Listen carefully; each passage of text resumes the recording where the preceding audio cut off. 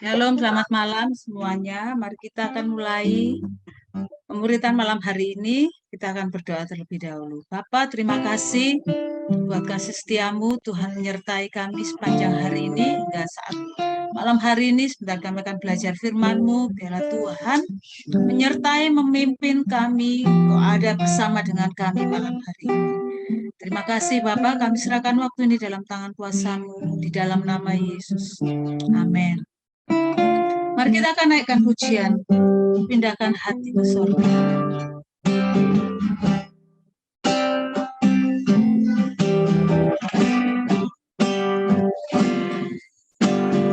Mencintaimu, mengasihimu untuk selamanya.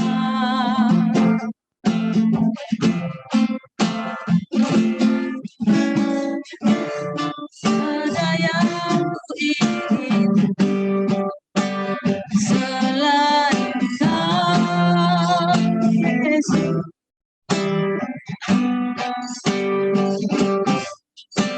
Lewat perbuatanku dan perkataanku, ku menyembah.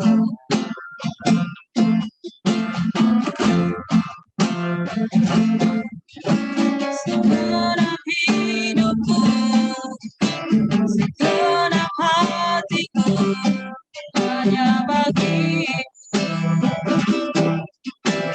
Ku mencintaimu, mencintaimu, mengasihimu untuk selamanya.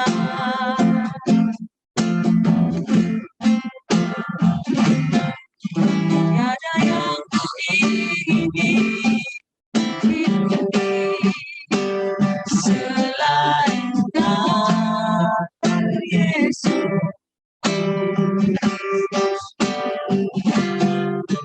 Lewat perbuatanku dan perkataanku, ku menyembah.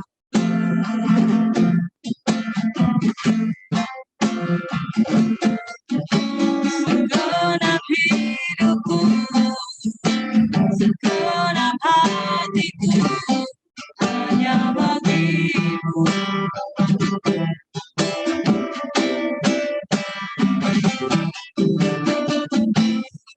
Ku pindahkan hatiku ke surga, menyenangkan hatiku Bapa. Ku relakan untuk selamanya hidupku bagi kemuliaan-Nya. Ku pindahkan hatiku ke surga, menyenangkan hatiku Bapa. Ku relakan untuk selamanya hidupku bagi kemuliaan-Nya. Lewat perbuatanku, lewat perbuatanku dan perkataanku, ku menyembah.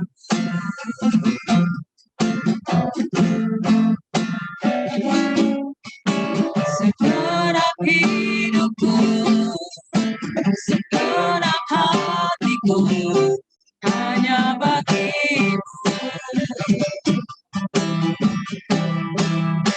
Haleluya. Ku pindahkan hatiku ke surga, menyenangkan hatiku Bapa. Ku relakan untuk selamanya hidupku bagi kemuliaan-Nya. Ku pindahkan hatiku ke surga, menyenangkan hatiku Bapa. Ku relakan untuk selamanya hidupku bagi kemuliaan-Nya. Hidupku bagi kemuliaan-Nya. Hidupku bagi kemuliaan-Nya.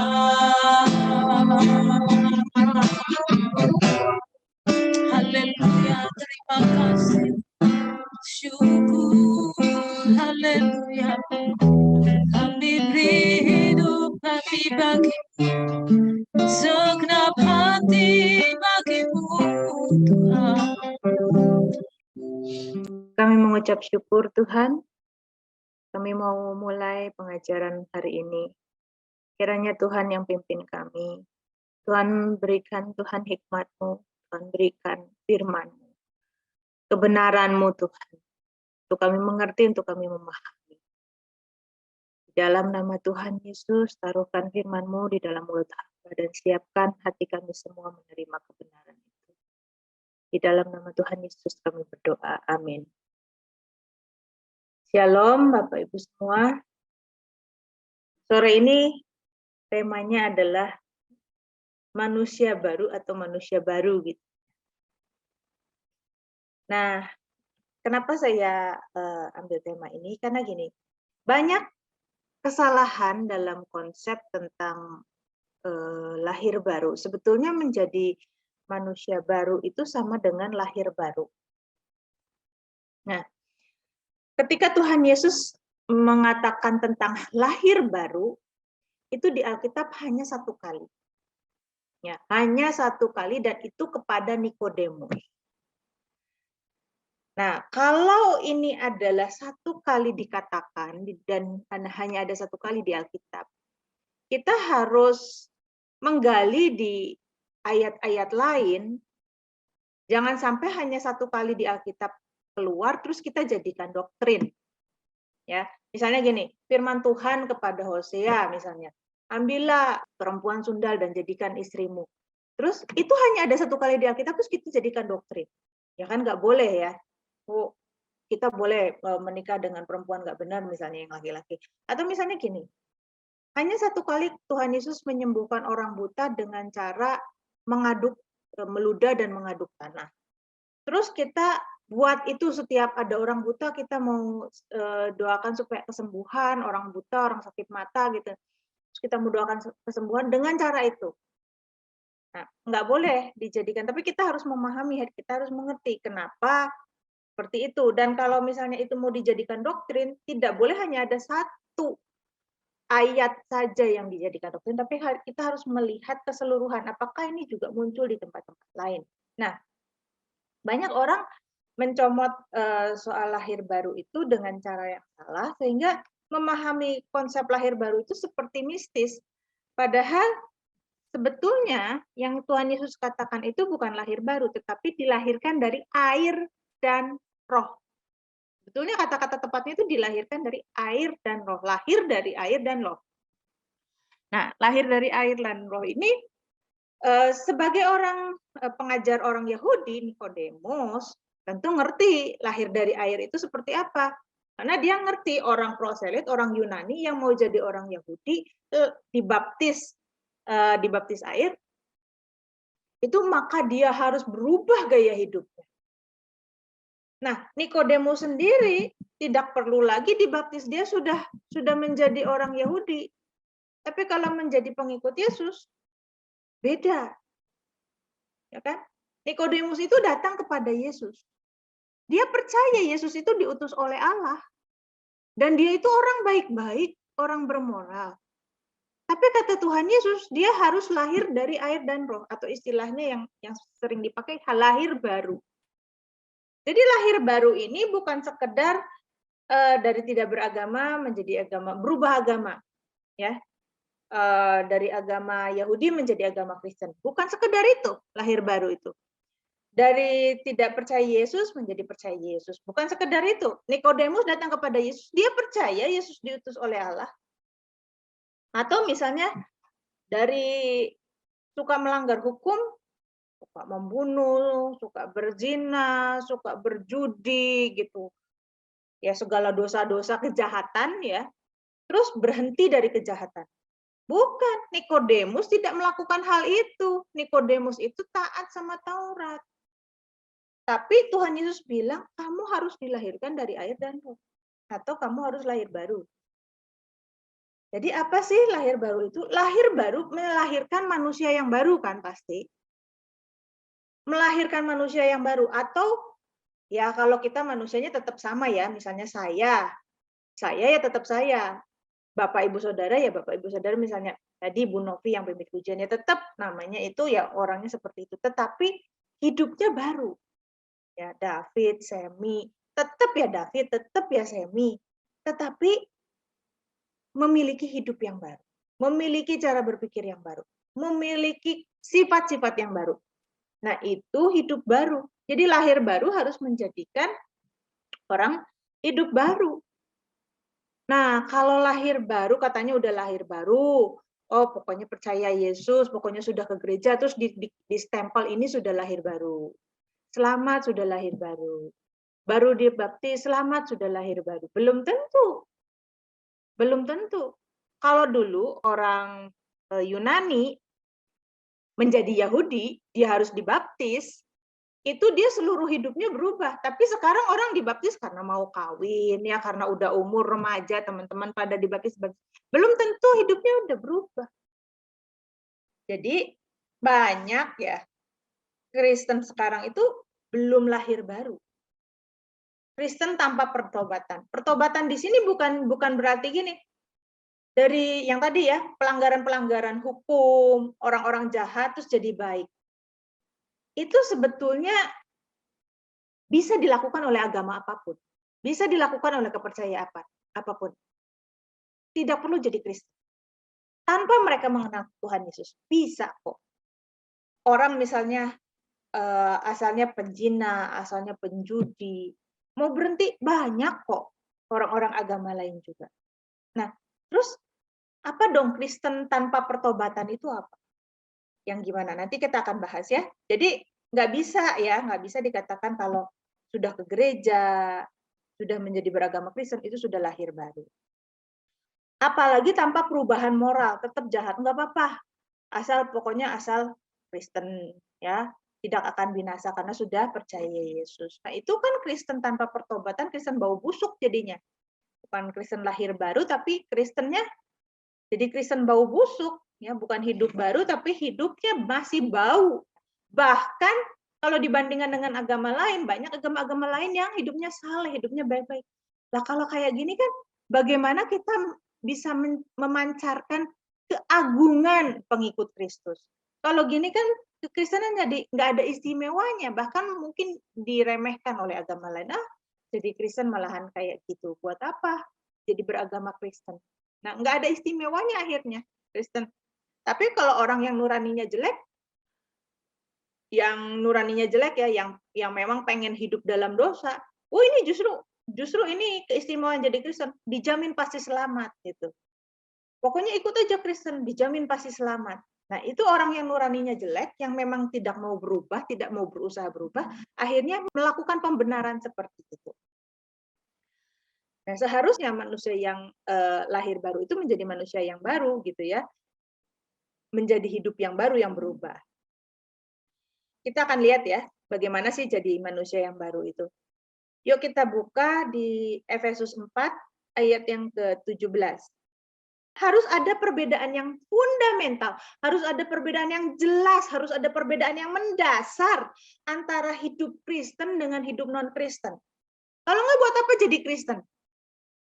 Kalau nggak berubah, ya harus ada perbedaan. Kalau enggak, buat apa jadi Kristen? Kalau kita nggak berubah, kita akan diketawain oleh orang-orang lain. Dan ingat, kita juga dihakimi menurut perbuatan kita. Karakter inilah, maksudnya dihakimi menurut perbuatan itu, karakter yang melekat pada kita inilah yang akan kita perhadapkan di hadapan Tuhan. Dan Tuhan akan menghakimi apakah orang yang kayak gini pantas untuk masuk ke dalam kerajaannya atau enggak. Gitu. Gimana sih bisa buka Alkitabnya? Di Efesus 4 ayat yang ke-17. Sebab itu kukatakan dan kutegaskan ini kepadamu di dalam Tuhan, jangan hidup lagi sama seperti orang-orang yang tidak mengenal Allah dengan pikirannya yang sia-sia. Sebab itu kutegaskan kepadamu di dalam Tuhan. Sebab apa? Kalau kita lihat di ayat-ayat yang di atasnya ya, kalau kita lihat di ayat misalnya dari ayat yang ke-11, 12, 13, 14, 15, dan kalau disimpulkan itu ada di ayat 13, tingkat pertumbuhan yang sesuai dengan kepenuhan Kristus, sampai kita semua mencapai kesatuan iman dan pengetahuan yang benar tentang anak Allah, kedewasaan penuh, dan tingkat pertumbuhan yang sesuai dengan kepenuhan Kristus. Jadi ini yang ingin dicapai. Tingkat pertumbuhan yang sesuai dengan kepenuhan Kristus. Nah, untuk mencapai ini, sebab itu di ayat 17 ya, kita mulai dari ayat 17. Kukatakan dan kutegaskan, jangan hidup sama seperti orang yang tidak mengenal Allah dengan pikirannya yang sia-sia. Nah, jangan hidup seperti orang yang tidak mengenal Allah dengan pikirannya yang sia-sia. Sekarang gini, orang yang tidak mengenal Allah, apakah selalu jahat? Tadi saya katakan enggak. Terus bedanya apa dong? Apakah kalau kita sudah hidup baik-baik, berarti kita sudah tidak seperti mereka? Belum tentu. Ciri-ciri orang yang belum mengenal Allah adalah pikiran yang sia-sia. Banyak orang Kristen ternyata adalah orang-orang yang belum mengenal. Banyak orang Kristen yang seperti itu. Karena ciri-ciri orang yang belum mengenal Allah adalah pikirannya yang sia-sia. Jadi banyak orang Kristen sebetulnya belum mengenal Allah, hanya beragama Kristen. Hanya mengaku sebagai Kristen. Tapi belum pengikut Kristus. Tapi belum mengenal Allah. Nah, apa itu pikiran yang sia-sia? Pikiran yang sia-sia adalah kecenderungan alami cara berpikir manusia yang tidak berpusat kepada Allah. Berpusatnya kepada dunia ini, berpusatnya kepada diri sendiri. Itu pikiran yang sia-sia. Jadi banyak orang yang beragama Kristen, yang mengaku Kristen, yang mengaku Yesus adalah Tuhan, mulutnya aja, hatinya enggak. Orang yang tidak berpusat pada Allah tuh misalnya gini, orang yang egois berpusat kepada diri sendiri kan? Orang yang egois, orang yang mencintai dirinya sendiri, itu berpusat pada dirinya sendiri kan? Pelit, perhitungan, itu sebetulnya kalau kita perhadapkan dalam hukum, itu nggak bisa dihukum kan? Nggak melanggar hukum kan? Kalau kita misalnya kita pelit, nggak perhatian sama orang lain, itu sebetulnya bukan suatu kejahatan yang bisa dihukum, yang bisa dibuktikan. Ya kan? Tapi itu dikatakan oleh firman Tuhan, inilah orang yang tidak mengenal Allah.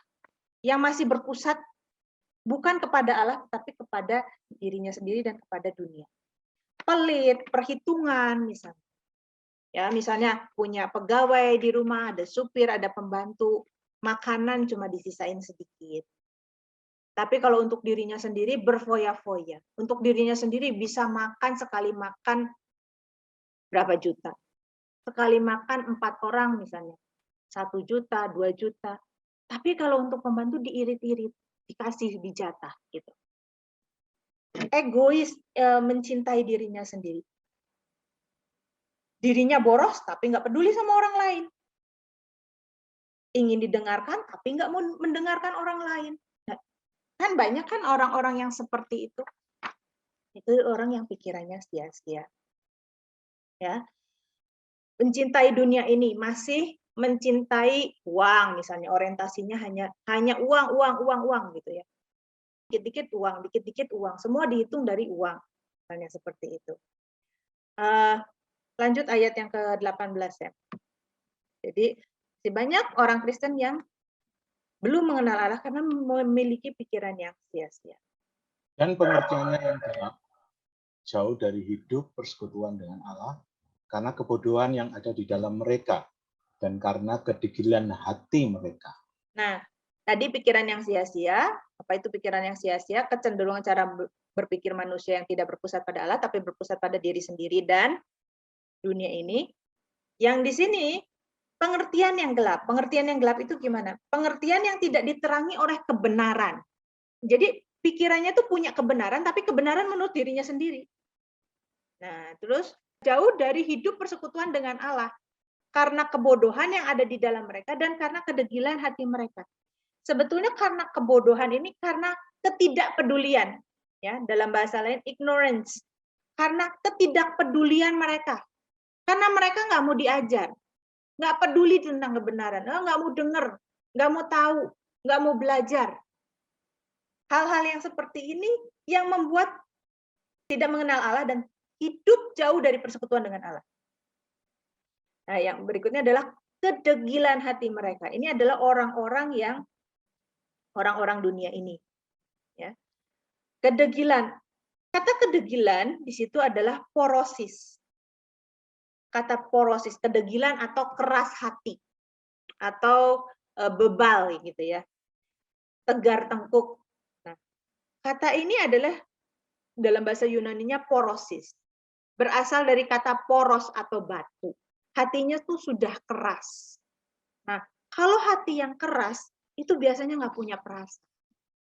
Ya, nggak punya perasaan, terus udah gitu nggak punya empati, nggak peduli dan bebal gitu ya.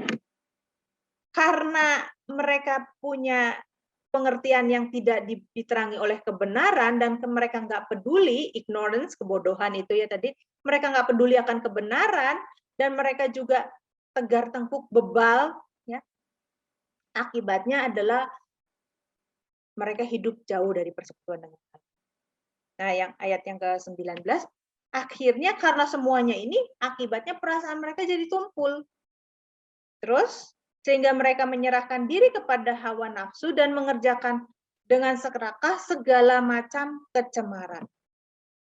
Nah, akibat itu semua ya tadi akibat tidak mau belajar, akibat pikirannya terus kecenderungannya kepada dunia ini, kepada egoisme, terus juga akibat ketidakpedulian.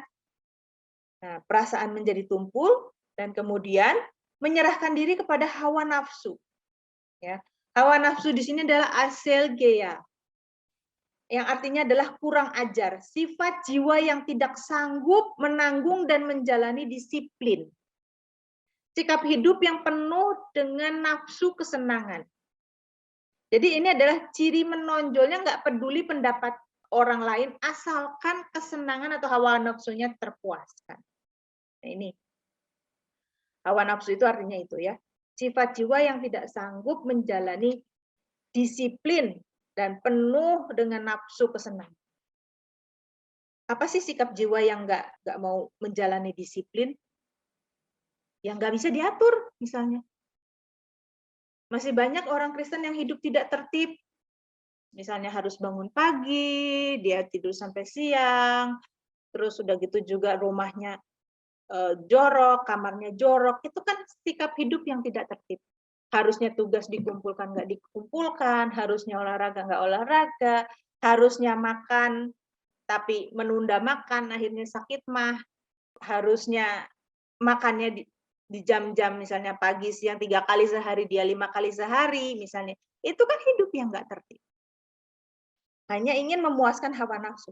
Dan kemudian di sini dikatakan, dan mengerjakan dengan serakah segala macam kecemaran.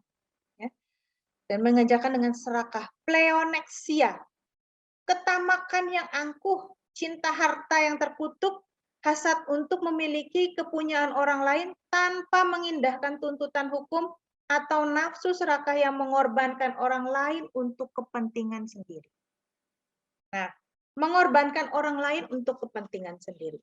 Jadi apa yang ditulis di sini bukan sekedar yang jelas-jelas jahat ya, tapi coba kita renungkan. Hal yang kelihatannya itu seringkali kita lakukan, tetapi kita tidak sadar kalau ternyata itu adalah kejahatan. Ternyata itu tidak berkenan di hadapan Tuhan. Misalnya gini, mengorbankan orang lain untuk kepentingan sendiri. Ada orang misalnya jualan usaha yang sama, warung. Biasanya kan kalau di daerah di daerah kampus gitu ya, ada banyak jualan makanan satu deret jalan. Terus penjual yang satu ngomongin penjual yang lain.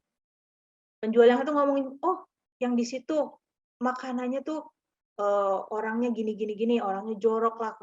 Nah, itu kan menjelek-jelekan orang lain demi kepentingan diri sendiri. Atau misalnya dia ingin naik jabatan, lalu dia menjelek-jelekan temennya, padahal temennya punya prestasi gitu, dan dia ketakutan, terus dia jelek-jelekan. Jadi dia mengorbankan orang lain, itu adalah keserakahan. Ya banyak hal yang bisa terjadi gitu ya. Misalnya kita di satu organisasi, kita pengen dekat dengan pemimpin organisasi, lalu kita menjelek-jelekan orang lain hanya supaya kita lebih dekat dengan orang itu. Kita lihat lagi ya di sini ayat selanjutnya. Ayat yang keberapa sekarang? Ke-20 ya. Tolong bacakan sih. Tetapi kamu bukan demikian. Kamu telah belajar mengenal Kristus. Karena kamu telah mendengar tentang Dia dan menerima pengajaran di dalam Dia menurut kebenaran yang nyata di dalam Yesus. Ya. Tetapi kamu bukan demikian. Kamu telah belajar mengenal Kristus. Nah, ini bahasa Indonesianya begini ya. Tapi kalau saya ambil di terjemahan lain, but that is not the way you learn Christ. Tetapi bukan begitu caramu belajar tentang Kristus. Ya, agak beda ya terjemahannya ya. Tetapi bukan begitu caramu mengenal Kristus. Nah, jadi ada 3 hal yang mengerikan dari hidup orang-orang di luar Kristus. Bukan sekedar jahat. Kalau jelas-jelas jahat, nggak bolehlah orang Kristen jahat ya. Untuk menjadi seorang Kristen, kita harus jadi baik dulu. Kalau orang Kristen belum baik, masih jahat, ya masih betul-betul melanggar hukum, melanggar tatanan moral umum, ya jangan sebut dirinya Kristen, malulah. Kalau orang Kristen masih jahat, udah nggak usah jadi Kristen, percuma. Di penghakiman juga nggak akan diterima sama Tuhan, pasti masuk neraka. Tetapi menjadi Kristen bukan sekedar jadi baik. Memang untuk menjadi Kristen harus standarnya baik dulu dalam pandangan moral masyarakat, dalam pandangan umum, menurut hukum negara, menurut hukum publik, harus baik dulu. Tetapi bukan sekedar taat hukum. Karena kita tidak di bawah hukum Taurat. Saya mau jelaskan gini ya, kita ini menjadi Kristen itu di bawah kasih karunia. Tidak di bawah hukum Taurat. Tetapi bukan berarti kita bebas melanggar Taurat, kita bebas melanggar hukum. Taurat itu kan kalau disarikan jadi 2, kasihi Tuhan dan kasihi sesama. Kalau kita tidak mengasihi sesama aja, kita melanggar Taurat, itu kita belum bisa menjadi Kristen. Karena banyak yang disalahartikan gini, oh jadi Kristen kita tidak lagi di bawah hukum Taurat. Artinya ya udah bebas, dan bebas itu dalam arti pandangan sekelompok tertentu ya, boleh melakukan apa saja. Tidak mengampuni orang boleh, denda boleh gitu. Kenapa kita tidak di bawah hukum Taurat? Salah itu. Kita justru di bawah kasih karunia. Sekarang saya kasih contoh gini. Kalau kita ya lagi mengendarai kendaraan, lagi nyetir mobil misalnya ya. Terus udah gitu kita lihat lampu merah. Ketika lampu merah itu nyala, apa pilihan yang kita ambil? Kita dalam keadaan terburu-buru misalnya, kita dalam keadaan terburu-buru, kita mengendarai kendaraan, terus kita sampai di suatu persimpangan yang ada lampu merah, traffic light. Terus di situ misalnya ada polisi, dan kemudian kita berhenti karena takut ditilang, takut akan hukuman, takut hukum, takut ditilang, maka kita berhenti. Tapi di keadaan yang lain, kita lagi setir mobil, kita terburu-buru, dan kemudian sampai di traffic light, dan traffic light itu merah, tetapi tidak ada polisi. Nah, kalau kita berhenti, maka kita bukan takut akan hukum. Kalau kita jalan terus, ya kita melanggar hukum. Tetapi memang tidak dihukum karena nggak ada polisi. Nah, orang yang tadi ya, yang pertama, yang dia berhenti karena takut melihat polisi, itu adalah orang yang hidup di bawah hukum Taurat. Dia melakukan semuanya karena takut dihukum. Tetapi kalau kita dengan kesadaran sendiri, kita berhenti, karena kita menyadari kita bisa membahagiakan orang lain, kita melanggar haknya orang lain, atau memang itu giliran orang lain untuk jalan dan bukan giliran kita. Kita nggak mau melanggar hak orang lain. Nah, itu kita tidak hidup di bawah hukum, tetapi di atas hukum. Dan inilah yang namanya kita hidup di bawah anugerah. Karena anugerah itu melebihi hukum. Jadi yang dibetulin anugerah itu adalah hatinya orangnya. Bukan karena harus melakukan ini, kalau nggak melakukan ini dihukum. Nah, itu yang hukum Taurat itu seperti itu. Di bawah bayang-bayang hukum, di bawah ancaman hukum. Tetapi menjadi Kristen harusnya, ya, yang namanya hidup baru ini, yang sedang saya ajarkan ini, harusnya adalah di atas hukum Taurat, atas kesadaran sendiri, ya, karena tidak mau melanggar haknya orang lain, misalnya seperti itu, kita taati aturan, kita taati hukum, bukan karena takut dihukum, karena memang hukum itu sudah menyatu dengan diri kita. Kita hidup tertib, kita nggak mau melanggar hak orang lain. Nah itu, ya. Jadi di sini dikatakan tadi nggak begitu cara engkau untuk belajar tentang Kristus, ya. Jadi harus bisa dibedakan antara Kristen dan bukan Kristen. Kalau Kristen dan bukan Kristen nggak bisa dibedakan, apalagi kalau Kristen lebih parah dari orang yang bukan Kristen, lebih jahat daripada orang yang bukan Kristen, lebih tidak bermoral. Nah, itu yang harus jadi pertanyaan. Karena ini mungkin cuma beragama Kristen. Belum jadi manusia baru, masih manusia baru. Jadi, Kristen itu adalah jalan hidup. Kristen itu mengikuti teladan Yesus. Kristen itu bukan sekedar beragama. Kristen itu jalan hidup. Maka jalan hidup kita yang bagaimana mengikuti teladan Yesus. Kalau kita belum mengikuti teladan Yesus, kita belum betul-betul menjadi Kristen, hanya beragama Kristen. Ya, kalau masih jadi manusia yang baik, nggak bisa dibedain dong dengan agama lain. Agama lain juga mengajarkan menjadi manusia yang baik, dan banyak manusia yang baik di agama lain. Ayat yang ke-21 tadi dikatakan, kamu telah mendengar tentang Dia. Menjadi Kristen memang langkah awalnya diawali dengan mendengar tentang Yesus. Seperti misalnya di zaman itu. Orang-orang mendengar, oh Yesus itu bisa menyembuhkan. Seperti Nikodemus itu kan. Dia mendengar.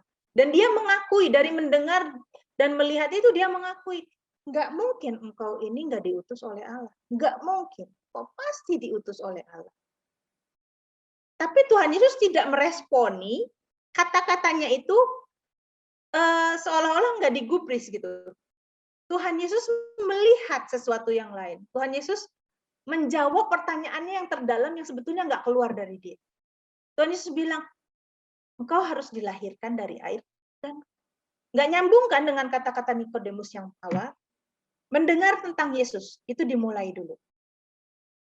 Tetapi hanya mendengar tentang Yesus dan mengakui Yesus adalah Mesias, Yesus diutus Allah, Yesus adalah Tuhan, itu adalah iman yang baru timbul.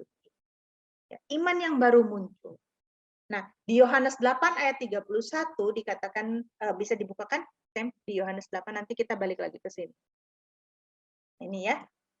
Maka kata Yesus, katanya ya, kata Yesus, kepada orang-orang Yahudi yang percaya kepadanya, orang-orang Yahudi yang percaya, pisteo, beriman, percaya bahwa Yesus adalah diutus Allah, Yesus adalah Mesias.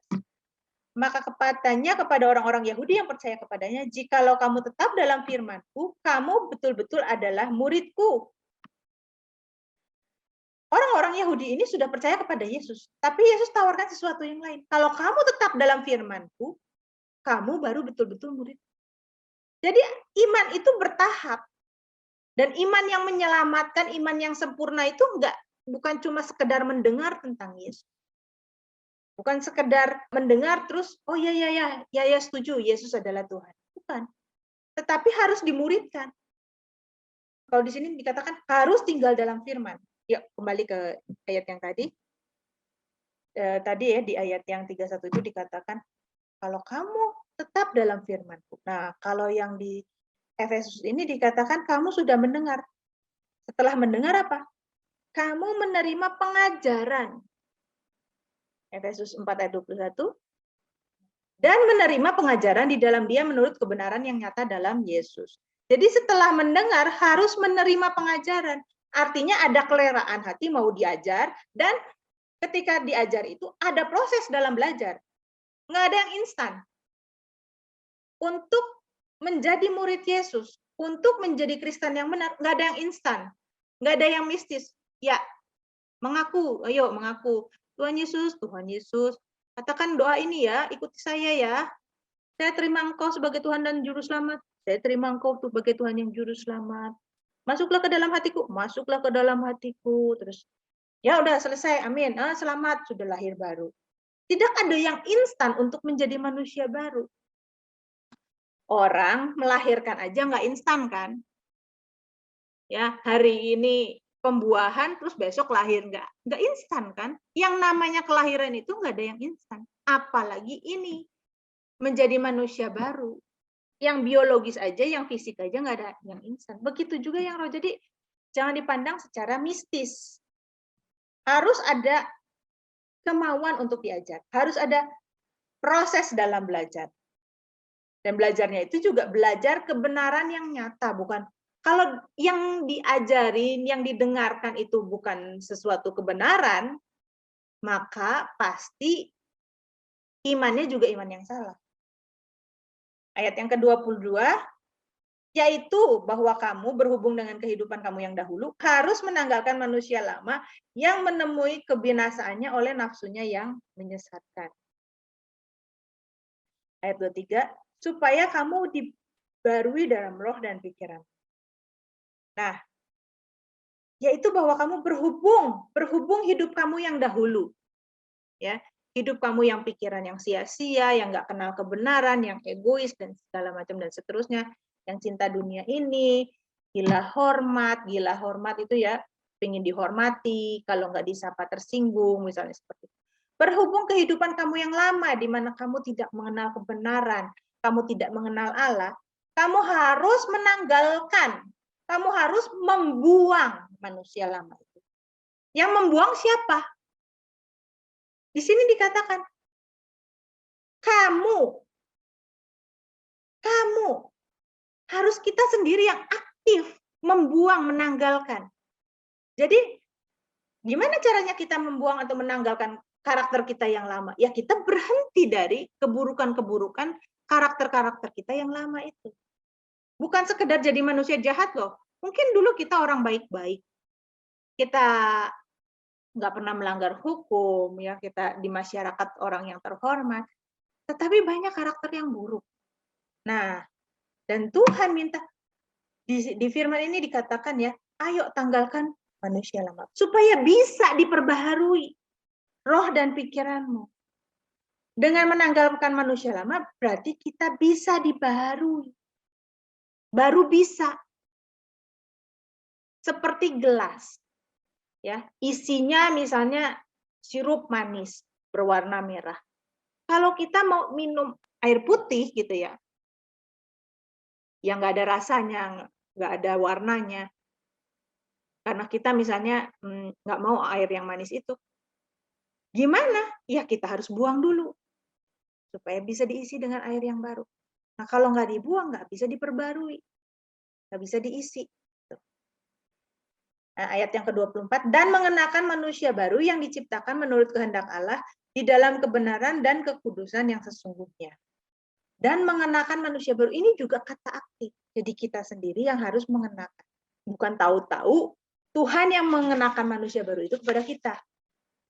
Barulah di sini dijelaskan, dijabarkan lebih lagi di bawah ini. Bagaimana sih manusia yang baru itu? Buanglah dusta.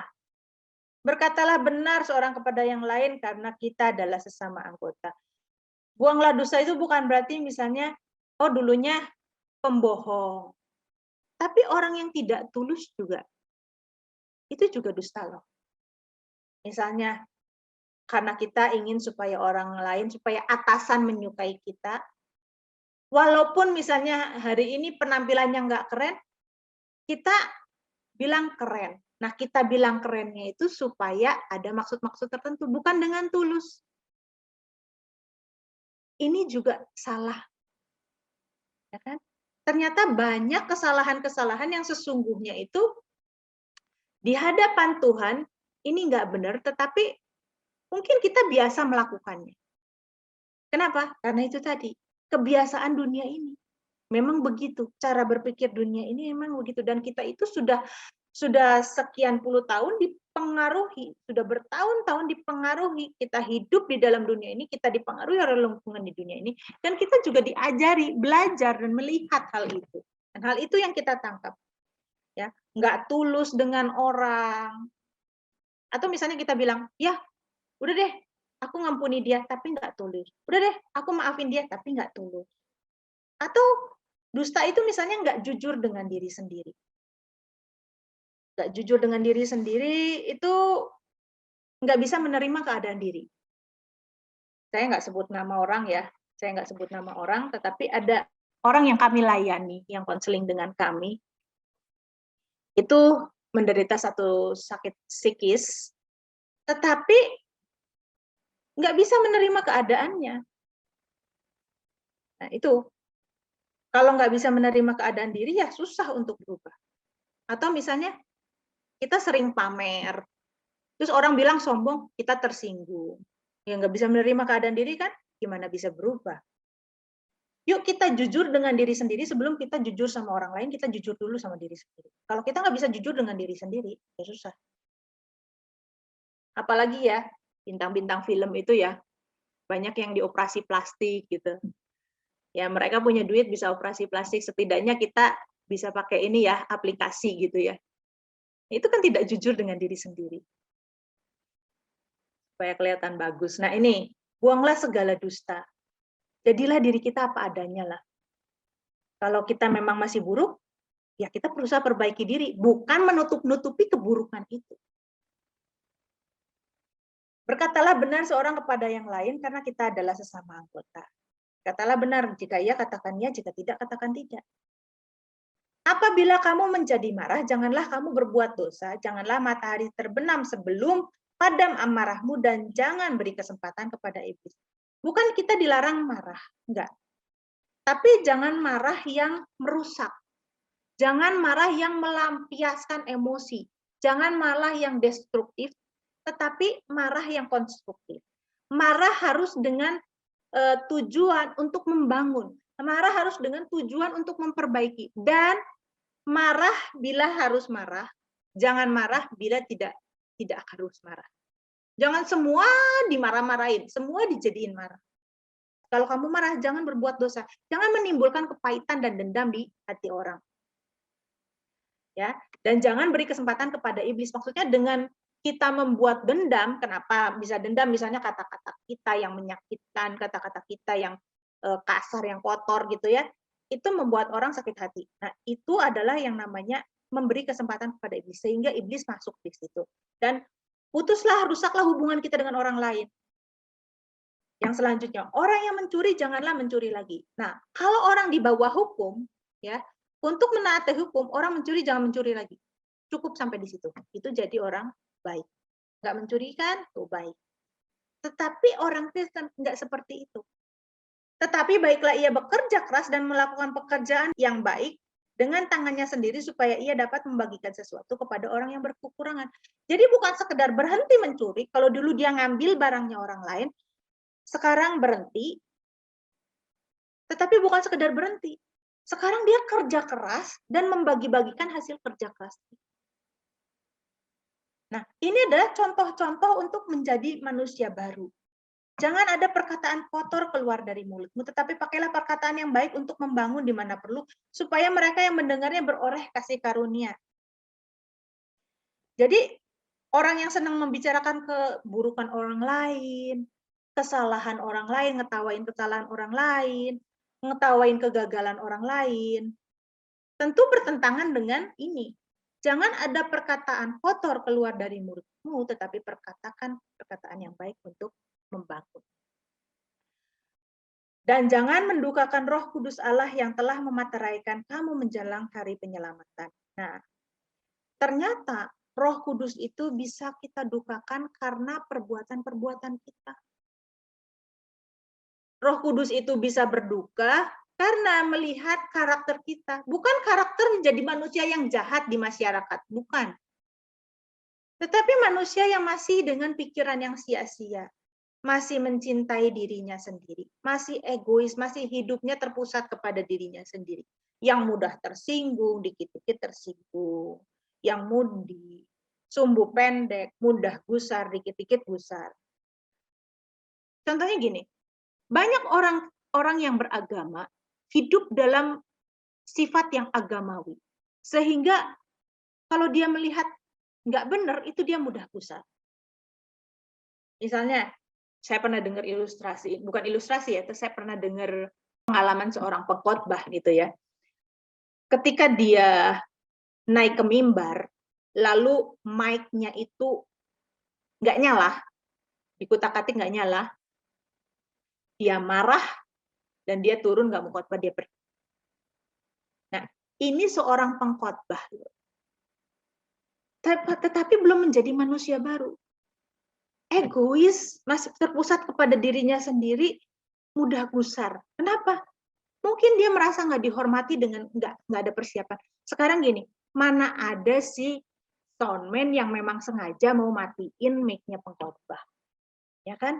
Pasti itu tidak sengajaan lah. Tapi kalau orang yang agamawi, oh kita harus semuanya harus siap untuk Tuhan, harus gini, harus, sehingga ketika ada satu ketidaksengajaan dia nggak bisa terima. Sangat legalistik, sangat kaku. Nah ini nggak punya kasih, nggak punya empati. Tadi kan kita baca ya, perasaan udah tumpul. Dikit-dikit mudah tersinggung, dikit-dikit ini salah, itu salah, mudah gusar. Kita jangan sampai seperti itu. Kita harus berubah, ya. Sini dikatakan janganlah kamu mendukakan Roh Kudus Allah yang telah memateraikan kamu menjelang hari penyelamatan. Segala kepahitan, kegeraman, kemarahan, pertikaian dan fitnah hendaklah dibuang dari antara kamu, demikian juga segala kejahatan, segala kepahitan, ya, dendam, kegeraman, amarah yang emosional, kemarahan, ya, pertikaian, termasuk yang suka debat. Saya dulu suka debat loh di Facebook. Seolah-olah saya ingin membela Tuhan saya. Saya berdebat dan saya tunjukkan, tuh kan saya yang benar. Tetapi Tuhan tidak perlu dibela. Ternyata apa yang saya lakukan ketika saya menyadarinya, saya bukan membela Tuhan. Saya mempermalukan Tuhan dengan sifat saya seperti itu. Baik saya itu debat antar agama, debat antar Kristen, antar doktrin, perbedaan doktrin. Saya senang sekali debat. Dan sesungguhnya bukan saya ingin menyenangkan Tuhan, tetapi saya ingin menunjukkan bahwa saya lebih benar daripada orang. Nah itu, kalau orang itu suka berdebat, suka bertikai, kayak gitu. Kenapa saya bisa ngomong? Saya pernah di keadaan seperti itu. Saya bertobat. Orang yang suka bertikai itu bukan cuma berkelahi, tonjok-tonjokan gitu ya, tapi berkelahi kata-kata dibungkus dengan sesuatu yang rohani. Oh, kita berdebat doktrin, misalnya seperti itu, kelihatannya bagus. Ya, dalam berdebat itu juga ada kecenderungan ingin menang sendiri, akhirnya suka mencari-cari kesalahan orang lain. Ya, ketika misalnya itu juga terjadi pada saya. Ketika misalnya saya dalam argumentasi menang, orang lain akhirnya mencari-cari kesalahan saya. Titik koma lah yang salah, apa yang salah. Jadi dicari-cari kesalahan yang bukan pada esensi. Itu suka mencari-cari kesalahan orang lain. Nah, terus fitnah. Hendaklah dibuang dari antara kamu, demikian juga segala kejahatan. Tetapi hendaklah kamu ramah seorang terhadap yang lain, penuh kasih mesra dan saling mengampuni, sebagaimana Allah di dalam Kristus telah mengampuni kamu. Nah, ini adalah bagaimana kita menjadi manusia baru itu bagaimana sih? Kita harus membuang dulu yang lama, baru bisa pakai yang baru. baru bisa diperbarui. Dan menjadi manusia baru itu bukan berarti orang yang, katakan sekali lagi, dari jahat jadi baik. Bukan. Tidak perlu jadi manusia baru, tidak perlu oleh Kristus, orang bisa jadi baik. Menurut moral masyarakat. Tetapi Kristus menawarkan lebih.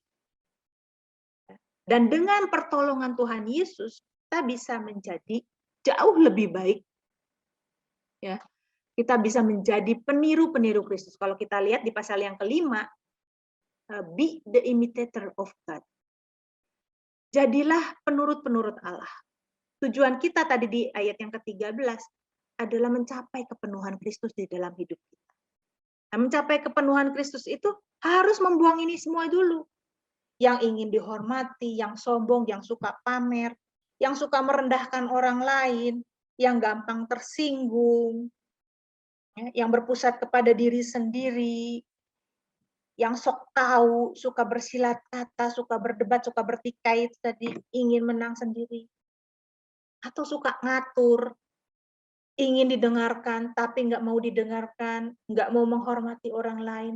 Nah, itu harus dibuang dulu semua. Jadi orang yang lemah lembut. Lemah lembut itu apa? Bukan lemah gemulai, lemah lembut itu. Tetapi tahu kapan dia harus bertindak. Dia rela dilukai, tahu kapan harus bertindak, kapan harus diam, kapan harus bicara.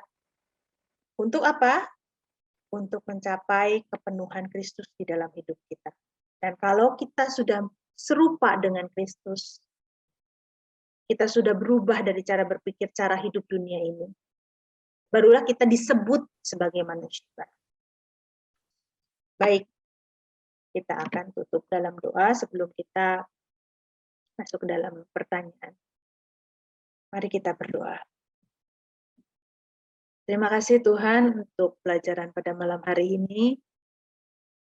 Tuhan, masih banyak sifat-sifat yang harus kami tanggalkan dan kami minta pertolongan-Mu.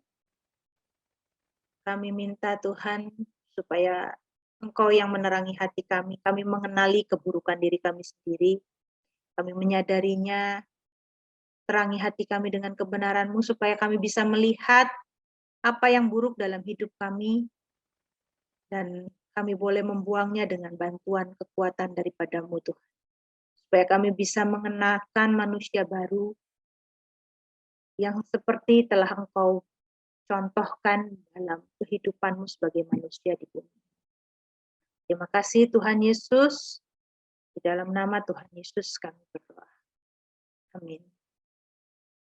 Bapak Ibu Saudara yang terkasih, Niners, kita ada di yang namanya Nine Discipleship.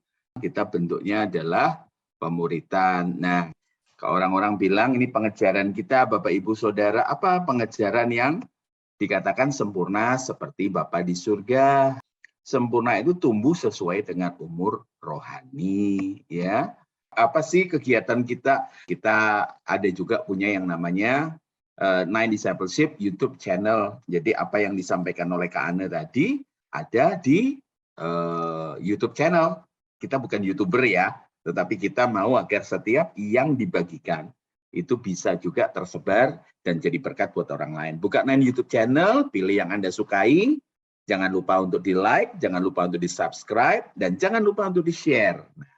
Nah, Bapak Ibu Saudara, Nine itu ada di mana saja? Nine itu ada di Surabaya, ada di Malang, ada di Bali, ada di Lombok, ada di Bandung, ada di Jakarta. Ada juga yang permintaan, waktu kami berkunjung ke salah satu provinsi, mereka minta, tetapi ini dulu saja. Ya.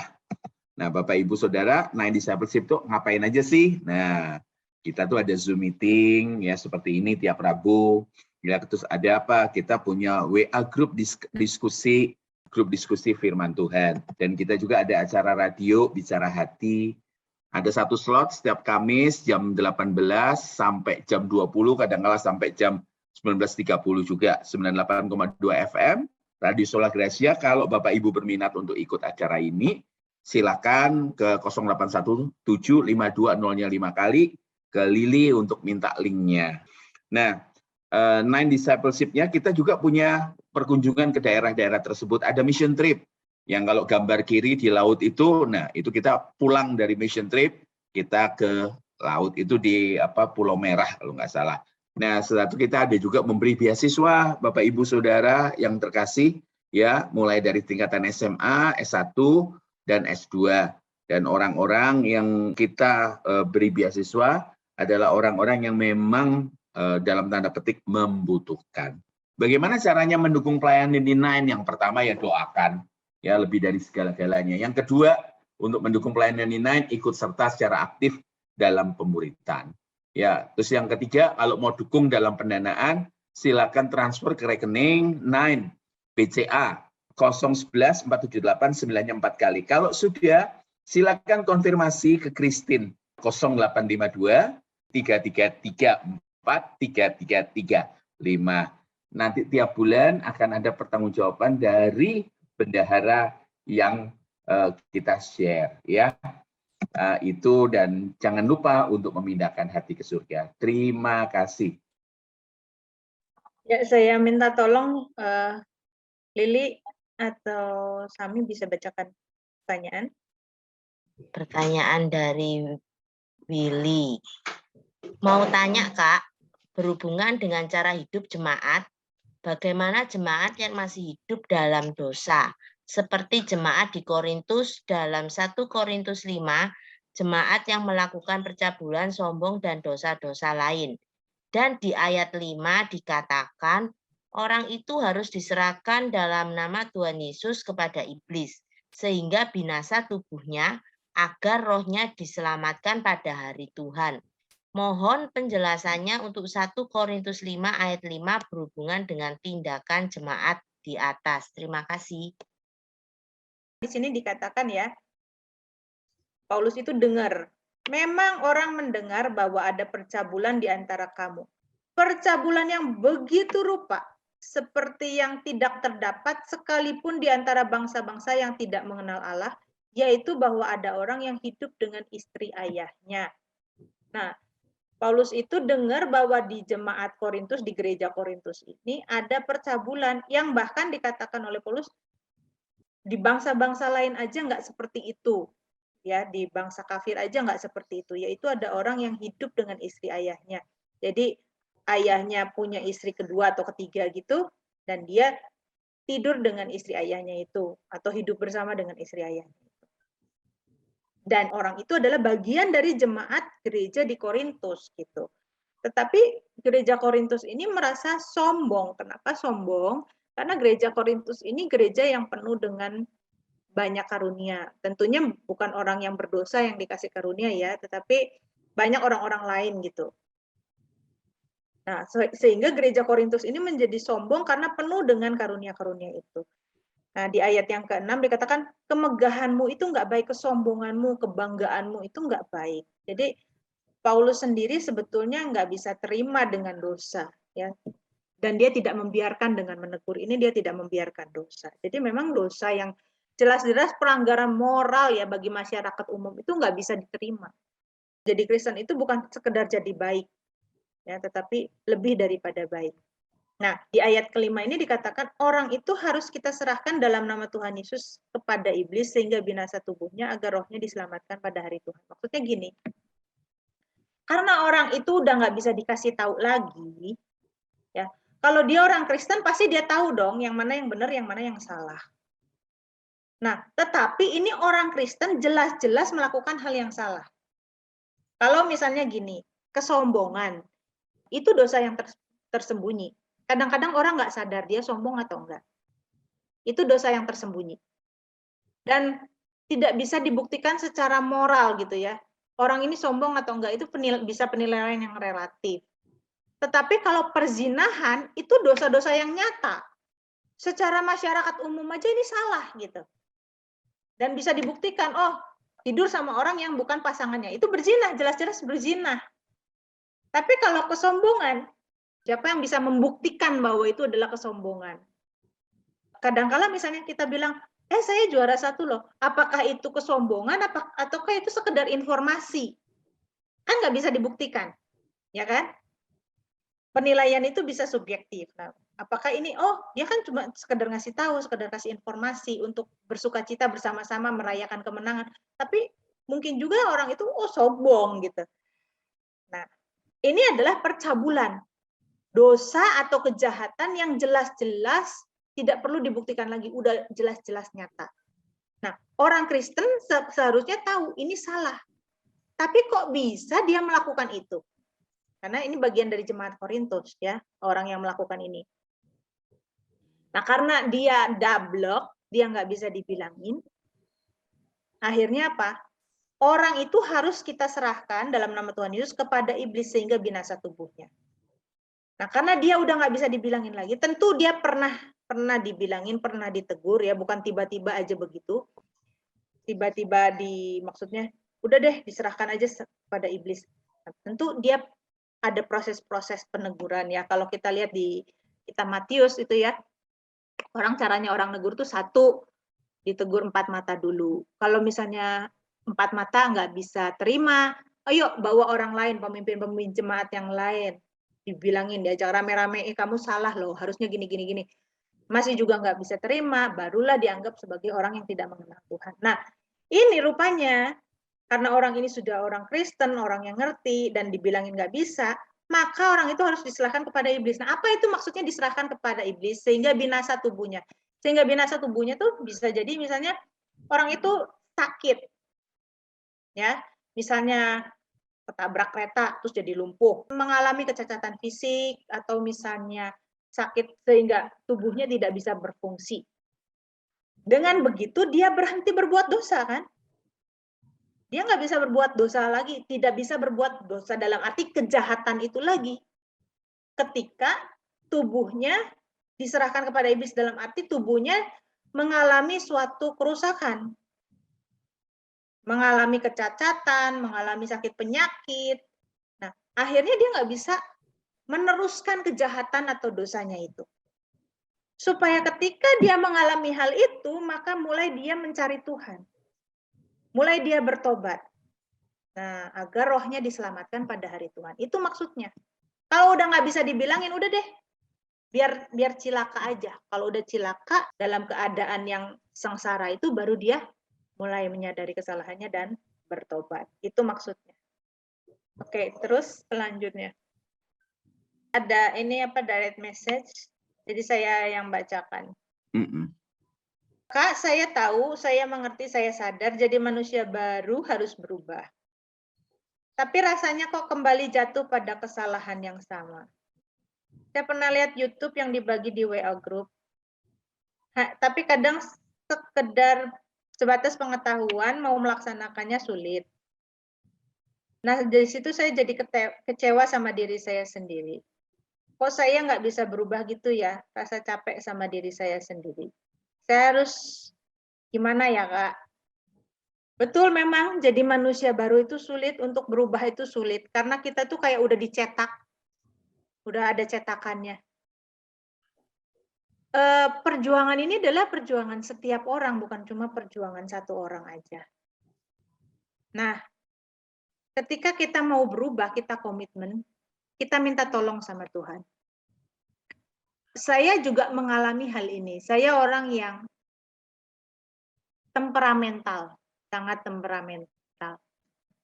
Nah, dulu saya waktu anak pertama saya kalau marah itu bisa meluapkan emosi. Kenapa? Karena saya menyadari bahwa saya dibentuk dari orang tua yang seperti itu. Mama saya itu seperti itu sama saya. Sehingga saya tidak tahu cara mendidik lain kecuali seperti itu. Mendidik anak tuh seperti itu. Dan saya menerapkan itu sama anak saya. Tetapi setiap kali saya marah, saya menyesal. Saya nangis. Ini salah, ini nggak boleh. Tapi kenapa saya balik lagi kayak gini? Nah, ada satu ilustrasi yang membuat saya sadar. Gini, coba ketika kamu marah, gitu ya. Coba ketika kamu marah meluap-luap, kamu kan bilang, katanya, kamu nggak bisa. Kalau udah emosi, langsung aja meledak. Kamu nggak bisa. Nah, sekarang gini, ketika kamu emosi, bayangkan. Di pintu rumahmu itu, ting tong, gitu ya. Bapak gembalamu datang, Ibu gembalamu datang. Apa yang terjadi? Tiba-tiba muka kita yang tadinya ngamuk kan manis kan? Iya, ada apa? Atau misalnya Pak RT, Pak RW gitu datang gitu ya. Ada apa Bu ini ribut? Oh, enggak ada apa-apa Pak RT enggak ada apa-apa gitu. Ya kan?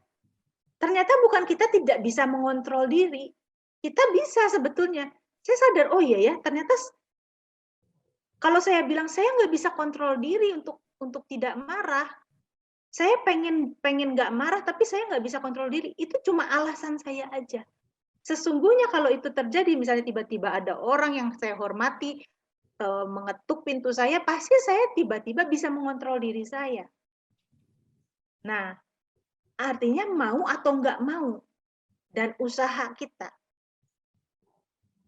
Jangan merasa putus asa ketika itu belum terjadi. Nah, kemudian saya apa? Oke, berarti saya bisa seperti itu.